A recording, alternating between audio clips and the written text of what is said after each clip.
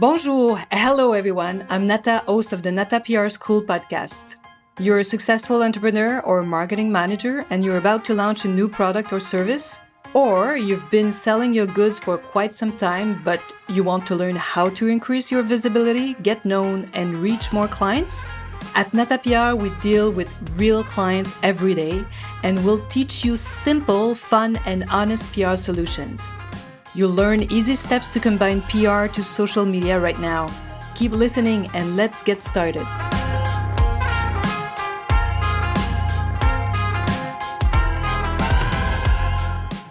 Bonjour, hello everyone, and welcome to the Nata PR School podcast, episode number 21.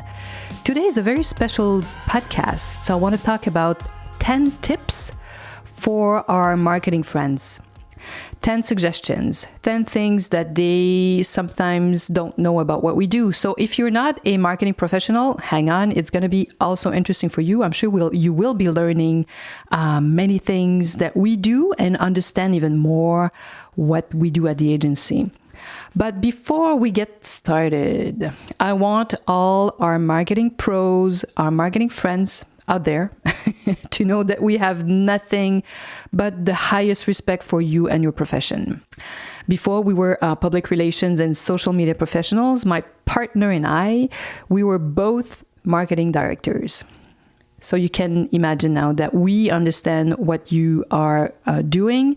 We know what are the responsibilities behind your profession, and we know what you don't know. So this is what I want to talk about today. What you marketing people don't know.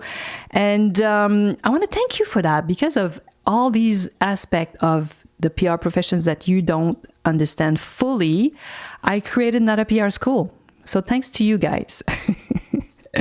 But before I start telling these 10 points today, 10 tips, I just want to say that I make my staff laugh so much at the agency, especially the newcomers, because I tell them all the time, you'll see marketing people, marketing professionals don't always understand what we do. And what does that mean? Well, of course, marketing friends, you do understand the basic of PR and what it is. And I'm sure you know that it's part of your promotion plan. You have to decide what you're going to be doing with the product. Sometimes, you're the one responsible of the packaging, finding a name for it. Then you decide on the price, where it's going to be sold. You might have to increase the selling points. This might be asked of you. And then there's the promoting part that you are normally in charge. So you have to decide on the marketing plan, meaning how will you get this product known? Will you do what type of ad campaign? Will it be a traditional combined with an online campaign?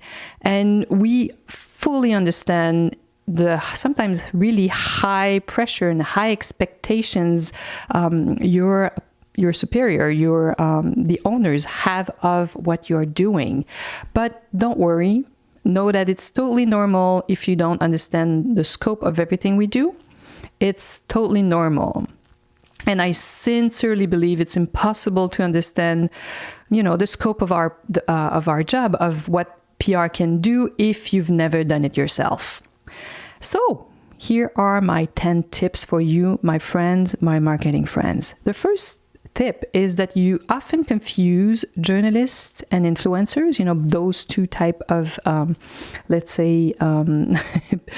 persona with consumers. So you sometimes, confuse, journalists, influencers with clients and consumers. What does that mean? Is sometimes you think we, PR professional, need to sell these people something the way you would sell a client. And it's very different. So they're not the same. They don't like to be sold something the same way they will be sold something as a consumer. So when they are in their professional shoes, they want to receive information, not this very, let's say, sweet way of presenting things. If you were selling them a cake and you're telling them this is, the best cake in the world for this reason, that reason, this is not what they want to know. They want to know, okay, why are you sending me this cake? Well, we're sending you this cake because it's made here. It's made with local ingredients. So you have to talk to these people as you are sending them basic information. So that's tip number 2, actually. So sometimes you think we should talk a certain way to these people, so you confuse also how we should talk to these people. It's very simple, actually. Our job is very simple, and it's the difficulty of it, because many of our marketing friends want us to send tons of information that are not relevant to the product, that don't give like specific facts. Tips number 3. My favorite one. Sometimes you confuse press release with advertising. So you think a press release is an ad, and it's not at all.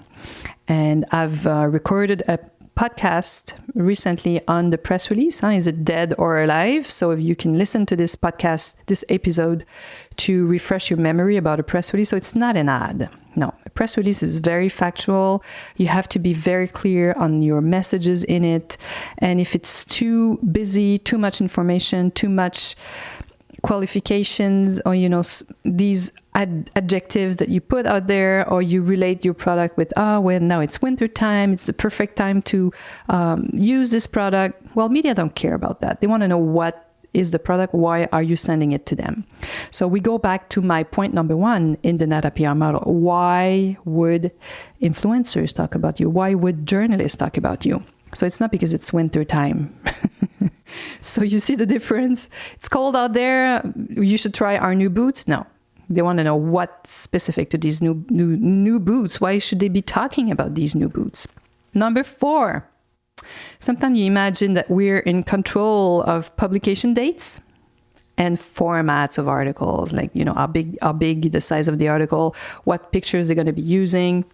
Well, my dear friends, know that we just have a power of influence. We're not buying this space, so we never know exactly when it's going to be published, if it will be. So we're always very careful at telling, well, it should be published that day. If there's nothing happening with Donald Trump the same day, then we're good. It should be in the paper. Otherwise, something might happen to Celine Dion, and they might bump your article about your product or your service. So know that this is how it works. We're never 100% sure. So it's very different. So we're not in control 100%, but we have this power of influence. And pictures, same thing for the pictures or images.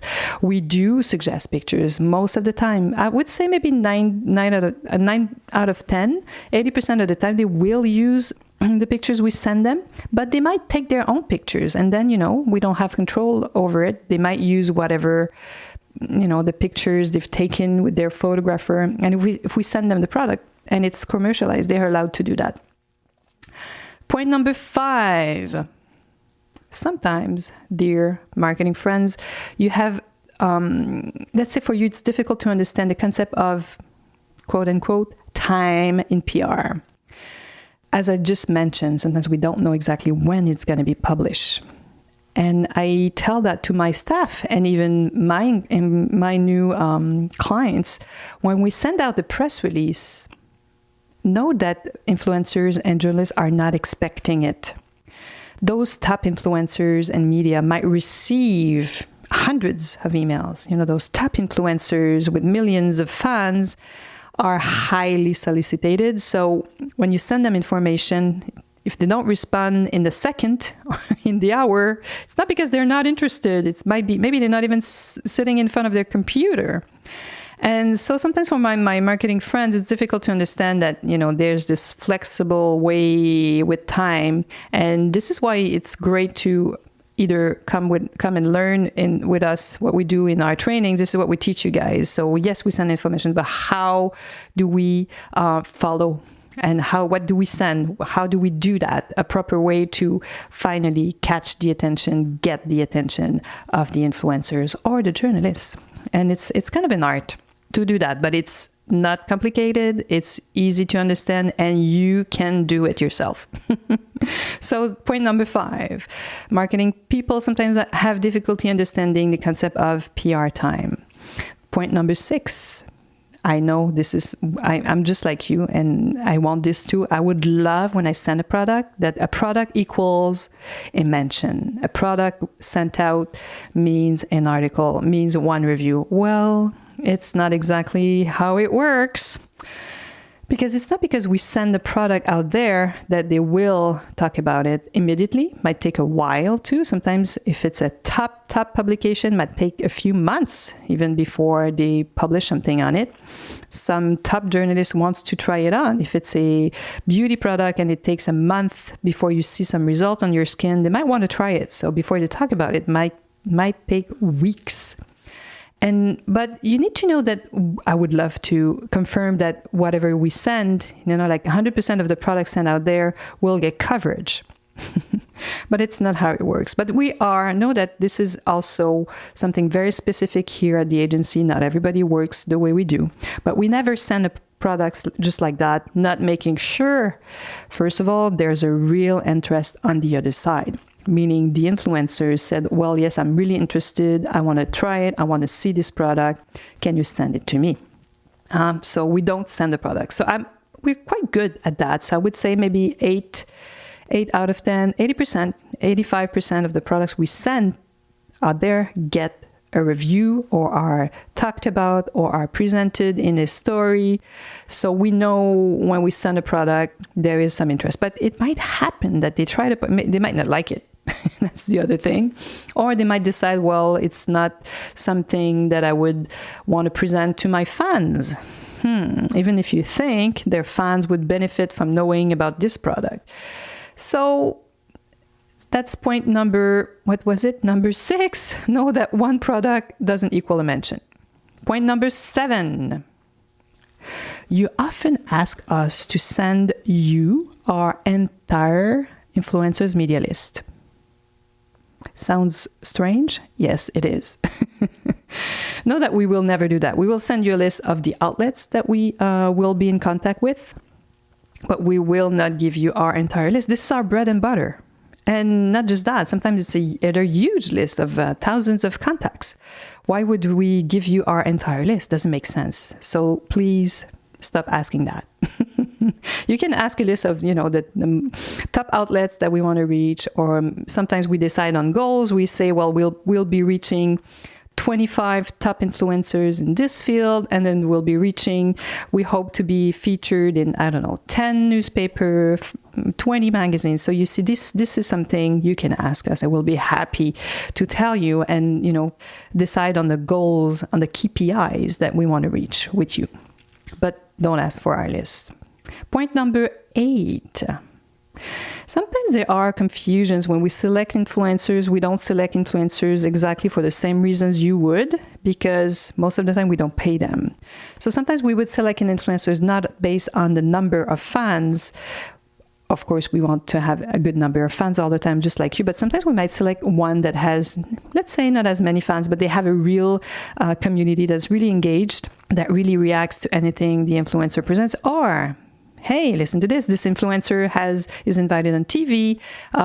Do still write for top publications, magazine, newspaper, top blogs. So sometimes we will choose to work with such an influencer based on that, because we know we could benefit from the other platforms that this influencer has. And I know some of our clients they choose influencers based on, the look of their Instagram account. I 100% understand that, and that you want a certain image reflected through your influencers, but know that there's more than that. This is a part of it, and it's especially important when you pay them. I can understand that. So it's more publicity to me than, doing PR with influencers. Point number 9. My friends, you often misunderstand what organic implies. Organic, I repeat it all the time, and when I talk about organic equals not paid. So let's say you do public relations combined to social media to increase your organic SEO, the famous search engine optimization. Organic means not paid, because all these articles, you haven't paid for them to be published online or in a newspaper.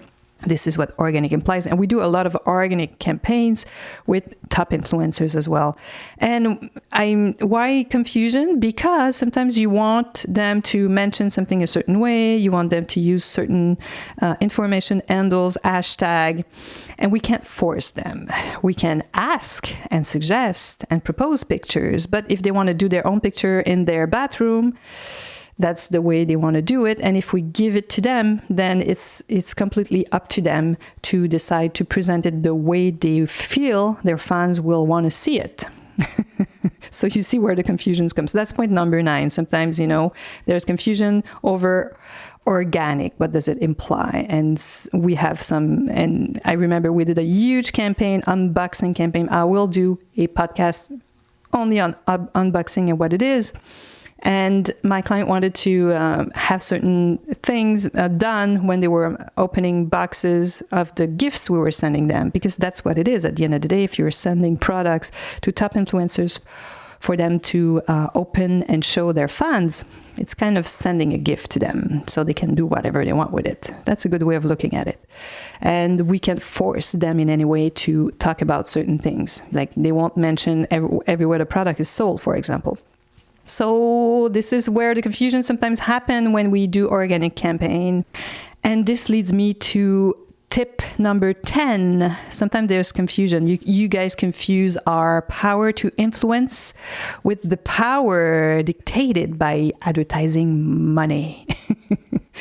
Sometimes we do now have what I call PR money, but it's very different than advertising money. It's always less. So when I say PR money, it's always like little money. It's not big budget as the advertising agencies have.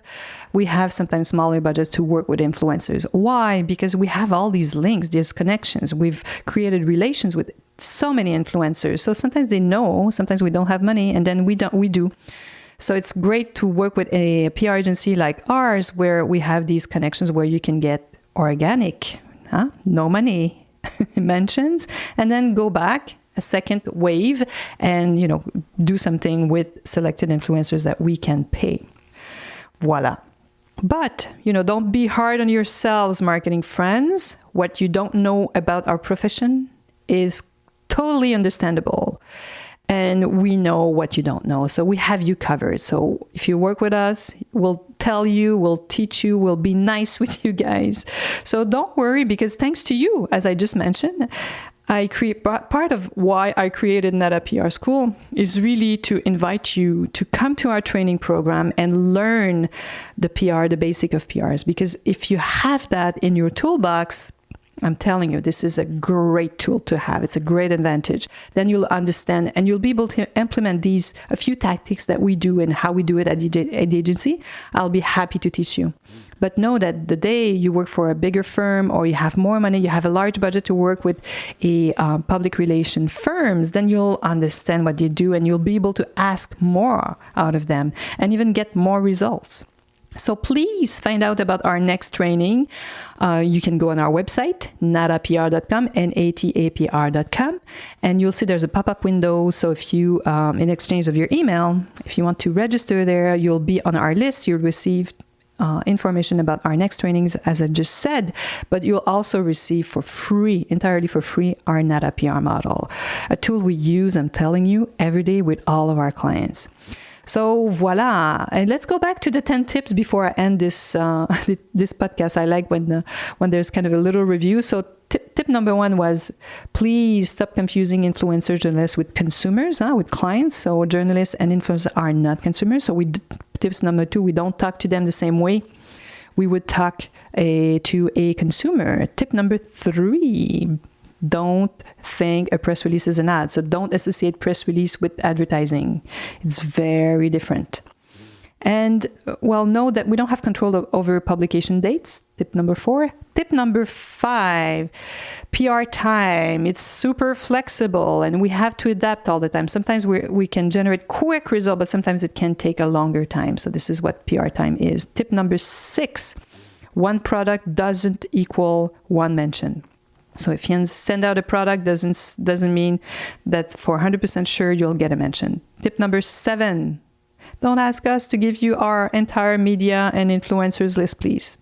Tip number 8, make sure you understand why we propose some influencers, and if this seems not according to what you would choose, make sure ask your PR agency why, because they might have some other great reasons why to choose certain influencers.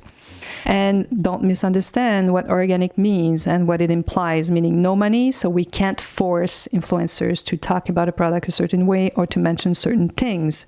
We can suggest, but that's it. And tip number 10, please understand that we have a power of influence and it's not dictated by money. So it's very different. So the more we build our relationship, if you are working with an agency that's been out there for more than 10 years, who've been around for 20 years, so you can imagine we have very strong links with many, many journalists and influencers. And of course, sometimes we ask more out of these people and they trust us. And so based on our past, we can generate amazing results, but know that it's nothing compared to when you have money, you can ask for very specific things. So I hope you've learned a few things today and that you will be joining us next week. À la semaine prochaine. Hey, you want to learn more about how to implement PR strategies? Head on to natapr.com and get on our list.